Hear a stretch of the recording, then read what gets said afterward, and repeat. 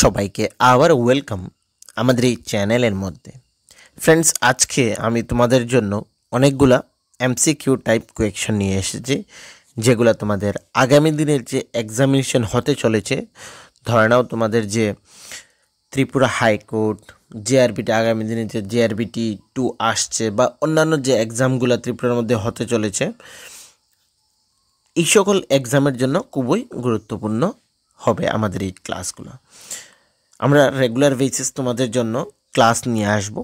তো আমাদের এই চ্যানেলের সাথে তোমরা যুক্ত হয়ে যাবে এবং আমাদের যে এই যে চ্যানেলের লিংক, সেটাকে তোমাদের ফ্রেন্ড সার্কেলের মধ্যে শেয়ার করে দেবে, যাতে সকলের কাছে এই ভিডিওটি পৌঁছে যায়। ঠিক আছে ফ্রেন্ডস? তো আর বেশি সময় নষ্ট করছি না। আজকে আমরা এখানে কোয়েকশনের সাথে সাথে আনসারও দিয়ে দিয়েছি ডাইরেক্টলি, কিন্তু নেক্সট দিন থেকে আমরা সেটাকে এমসিকিউ টাইপ করব। এখানে আমরা আনসারটা পড়ে শো করব। ঠিক আছে? এখানে সাথে সাথে দিয়ে দিয়েছি, বাংলার সঙ্গে ইংরেজিও রয়েছে। যে ল্যাঙ্গুয়েজটা ভালো লাগবে সেই ল্যাঙ্গুয়েজে তোমরা ভিডিওটি দেখে নেবে।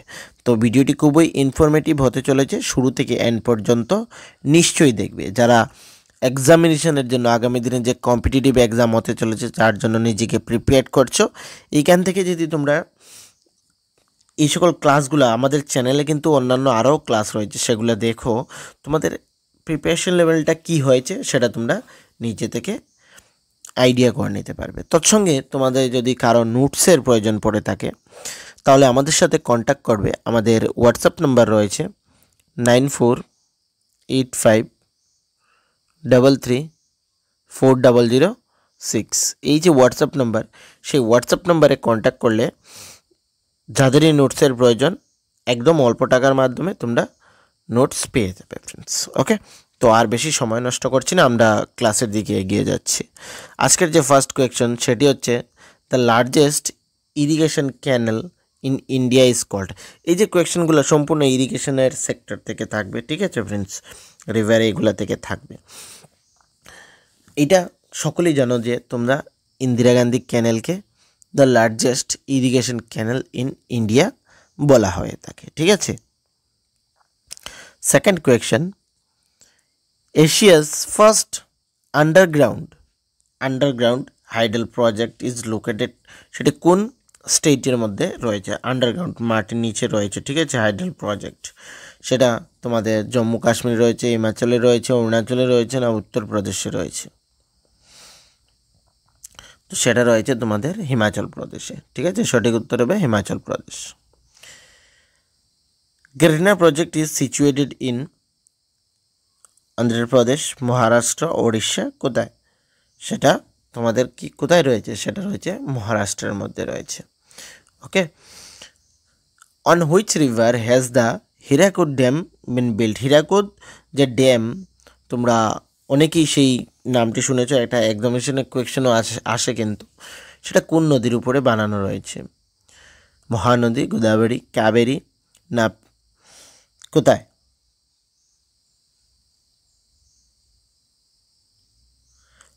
কোন নদীর উপরে? সেটা রয়েছে মহানদী। ওকে, মহানদীর উপরে সেটা বানানো রয়েছে।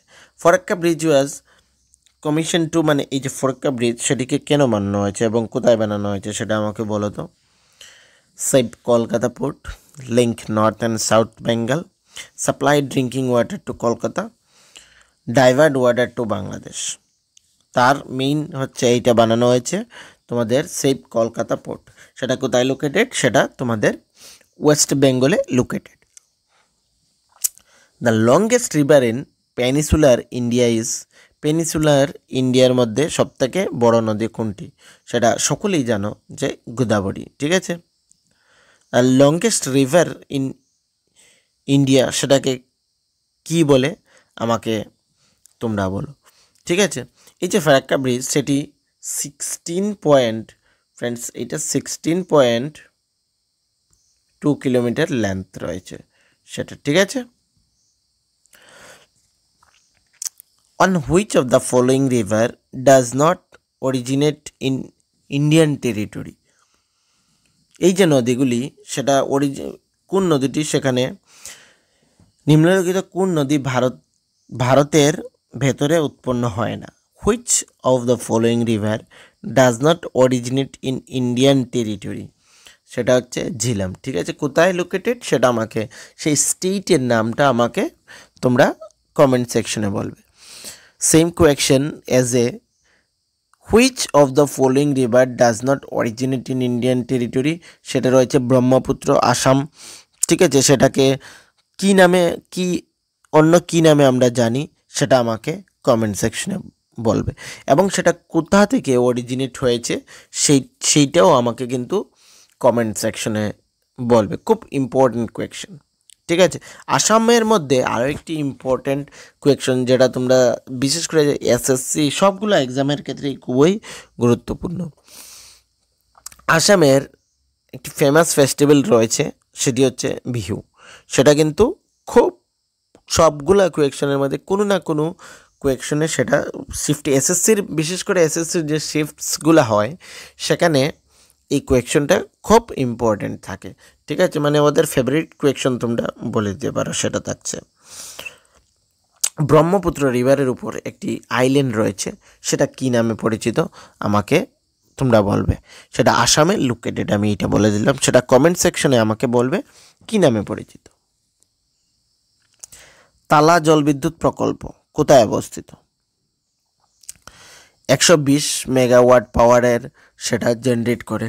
ঠিক আছে, which is expected to generate 120 megawatt power located in ভুটানের মধ্যে সেটা লোকেটেড। ঠিক আছে, Sardar Sarovar dam is being built on the river. Sardar Sarovar dam সেটি কোন নদীর উপরে বানানো হয়েছে? সেটি তোমাদের বানানো হয়েছে নর্দমা নদীর উপরে, এবং সেটি কোন স্টেটের মধ্যে বানানো হয়েছে এইটা আমাকে কমেন্ট সেকশনে নিশ্চয়ই তোমরা জানাবে। ঠিক আছে, এইগুলা কিন্তু খুব ইম্পর্ট্যান্ট কোয়েকশন জিওগ্রাফি। ঠিক আছে, সেম ওয়েতে আমরা অনেকগুলো ক্লাস তোমাদের জন্য নিয়ে আসবো ফ্রি অফ কস্ট। তোমরা সেগুলোর পিডিএফও পাবে যদি নিচে ডেসক্রিপশনে আমাদের টেলিগ্রাম গ্রুপ এবং হোয়াটসঅ্যাপ চ্যানেল রয়েছে সেখানে যুক্ত হয়ে যাও। তৎসঙ্গে এই ভিডিওটি লাইক করবে এবং আমাদের চ্যানেলকে সাবস্ক্রাইব করতে হবে। ঠিক আছে, তো আমাদের চ্যানেলে গিয়ে ভিজিট করবে, পিডিএফ পেয়ে যাবে তোমরা। Tehri dam receives water from which of the following rivers? Bhagirathi থেকে সেটা এই জলটি আসে। ঠিক আছে, on which major river system is the Sutlej a part? Sutlej নদী কোন প্রধান নদীর ব্যবস্থার অংশ? সেটা হচ্ছে সিন্ধু নদী, যাকে আমরা ইন্দাস বলি। ইন্দাস ভ্যালি সিভিলাইজেশন, তোমরা হরপ্পার যে সাইট সেটাকে কি বলা হয় আমাকে বলবে, এবং সেটা কে ডিসকভার করেছিলেন? Harappa civilisation, Indas valley civilisation কে ডিসকভার করেছিলেন আমাকে কমেন্ট সেকশনে নিশ্চয়ই জানাবে। Which one of the following hydroelectric projects does not belong to Tamil Nadu? সেটা হচ্ছে ইদুকি। ঠিক আছে, ইদুকি।